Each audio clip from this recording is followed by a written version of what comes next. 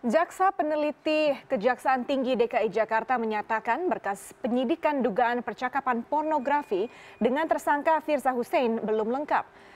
Rabu siang, Jaksa Peneliti Kejaksaan Tinggi DKI memaparkan hasil analisis berkas dari berita acara pemeriksaan atau BAP tersangka di hadapan jaksa dan penyidik Polda Metro Jaya yang diwakili Perwira Menengah atau Pamen Bareskrim Polri Komisaris Besar Wahyu Hadiningrat.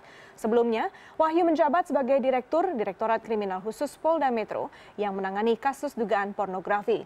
Jaksa Agung Muda Pidana Umum Nur Rahmat menyatakan ekspose perkara ini untuk mengetahui kekurangan dan mendapatkan pendapat yang lebih luas terkait perkara yang turut melibatkan Rizik Syihab sebagai tersangka.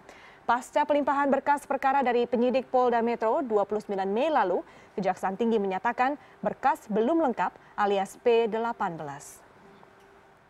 Seperti yang teman-teman ketahui tadi ya, bahwa kami tadi itu kurang lebih ada 2 jam ya, kami expose mendengarkan paparan dari tim Jaksa Peneliti Kejati DKI yang telah meneliti berkas perkara tersangka Firza Hussein ya. Jadi hasil kajian tadi setelah expose tadi itu disimpulkan ya, intinya bahwa berkas perkara yang telah diteliti oleh Jaksa Peneliti itu masih belum sempurna untuk dibawa pengadilan. Walaupun secara umum memang sudah memadai ya, tapi ada hal-hal yang perlu diperbaiki, perlu tambahi. Nah, nanti secara lengkap tim peneliti akan membuat petunjuk ke penyidik dalam bentuk P19 suratnya nanti. Nah, itu intinya. Kasus pornografi yang diduga melibatkan Firza Hussein dan Rizik Syihab bermula saat rekaman percakapan WhatsApp berkonten pornografi beredar luas di masyarakat. Polisi akhirnya menetapkan Firza Hussein dan pimpinan FPI Rizik Syihab sebagai tersangka.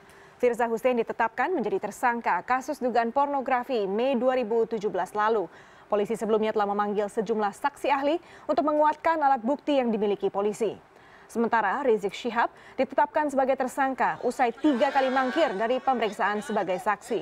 Polisi sendiri masih mencari keberadaan Rizik yang telah dimasukkan dalam daftar pencarian orang atau DPO.